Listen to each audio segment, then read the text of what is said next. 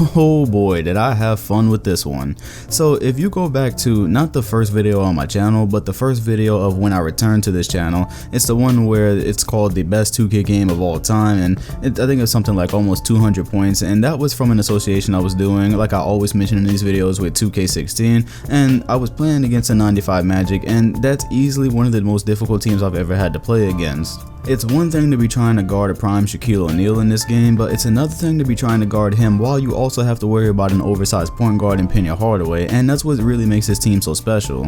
And I love that my opponent picked the 16 Warriors because that was my perfect chance to show the true power of this team.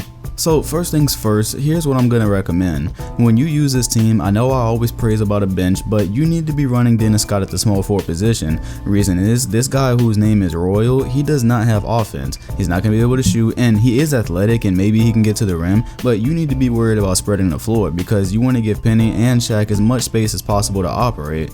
The fact that you're going to have Horace Grant who can hit a mid-range shot, Nick Anderson on one wing who's a dead-eye three-point shooter, and Dennis Scott on the other wing who's also a dead-eye three-point shooter, that really makes his team kind of unguardable, and that was the whole key to this game. So I do want to mention that you are going to see some defensive plays, which I don't really show, but I wanted to emphasize how I was guarding the Warriors. And I know this is probably a frequent team that you guys see, and you probably already know that Steph Curry and Klay Thompson, if you leave them open, is 3 points every time. So you don't really have a lot of good options other than to deny them the ball and smother them when they have it. And the thing that I especially recommend when playing against the Warriors is to do manual defense, because I always know I talk about how I use a combination of on-ball defense and off-ball. Well, the thing is that the Warriors are pretty much cheat codes, and the computer can't guard Klay Thompson and Steph Curry as good as you can. So you're going to see a bunch of defensive highlights where he kept chucking it with Steph Curry, and it was partly his bad shot selection, but it was also that I was right up on him every time I knew he was going to shoot. And that's the thing, when people are using the Golden State Warriors, it's really predictable when they're going to try to take a shot, and that's the reason I was able to force Steph Curry into some really bad shooting. You'll see the stats at the end.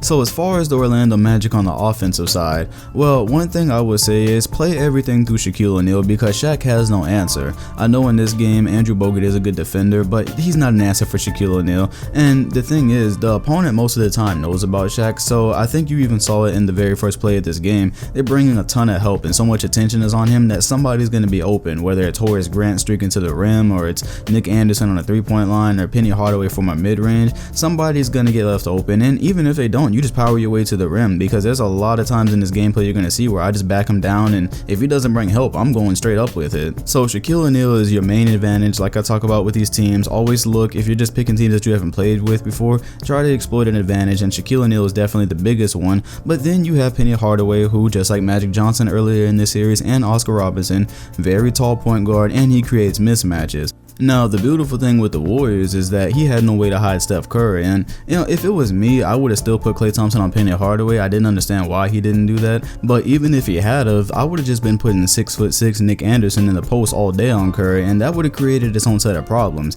Either I would have been scoring, or he would have been bringing help, and that would have left a lot of people open.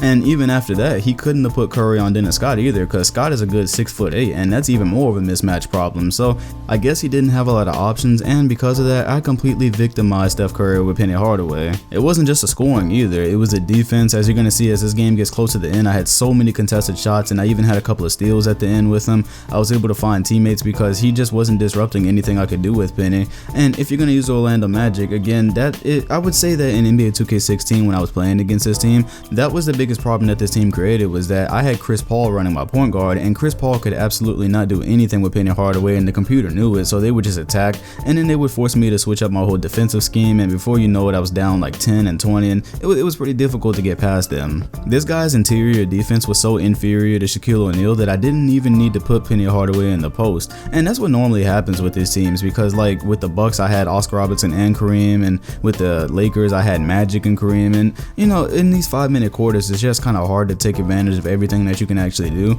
But again, I think this works because you have shooters that can actually pass the ball to Penny Hardaway in the post. So one thing that people love to do. Like if say I was gonna put Penny Hardaway in the post, I was gonna set him up for a post up.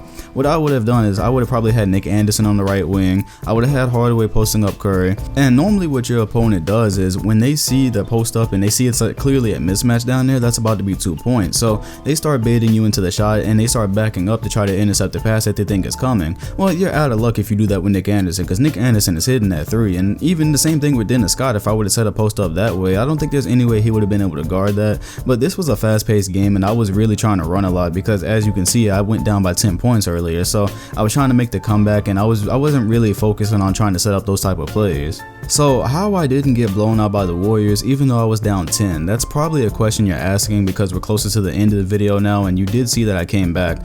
Well, one was keep calm, because you can lose your mind playing against this Warriors team when Steph Curry starts doing that zigzag thing and he pulls up from half court, or Klay Thompson hits a contested three. It's really easy to lose your tempo with these guys. That's number one thing I kept calm. But number two is I really read my opponent here, because if you go back to where I was down 10 points, if you notice, he was really trying to blow me out. He started taking bad shots. He started trying to hit those momentum shots to get the crowd into it. And the thing is, I saw these coming. When he thought he was open with Steph Curry, he really wasn't, and I would get a good contest up, and he just wouldn't accept that Curry wasn't going to hit some of these shots. So I started baiting him into these shots and contesting it, and it ended up working beautifully. You probably also saw my defensive strategy, something I talked about when I guard Magic Johnson, and is I was using the hell out of these double teams. So I do that a lot because I have ran into the Warriors a few times, and when Stephen Curry is out there dancing at the half court line, I try to bring a double team and then I try to use my center to intercept where the pass is going, because really with Curry, like, it's just so difficult. The fact that this guy can pull up from half court or he can pull up from the logo, you don't have many good options. So I try to get the ball out of his hand, but even then a double team is risky, because if Klay Thompson even sees any kind of daylight, and it's really over. So yeah, that's what I got for the 95 Orlando Magic. This was definitely one of my favorite teams that I've used so far, and I would recommend you using them too, because again, this is another team that I have never ran into and I don't understand it. Penny and Shaq are dominant, and you can expect to see them on this channel again in the distant future, so that's gonna be fun. Anyways, if you enjoyed the video, hit the like button, comment, and subscribe, and hit the bell next to my name if you want notifications on future videos. Thanks for watching, and I'll see you guys with the next team.